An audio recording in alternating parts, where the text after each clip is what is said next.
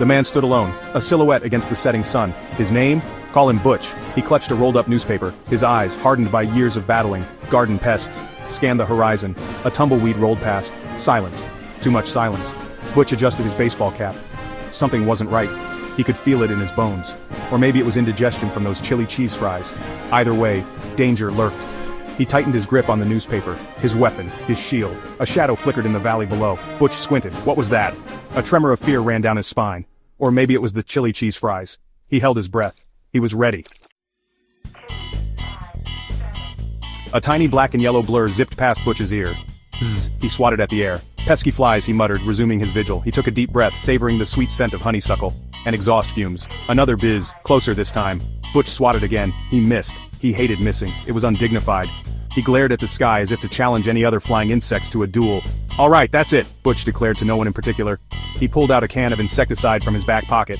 It was time to show these buzzing bandits who was boss. The air filled with a deafening buzz.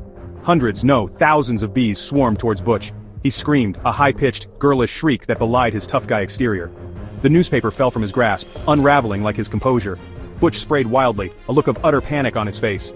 The bees were relentless. They pinged off his head, bounced off his chest, and got stuck in his impressively bushy eyebrows. He ran like he'd never run before. His legs churned, his arms flailed, and his screams echoed through the valley, a symphony of terror and absurdity.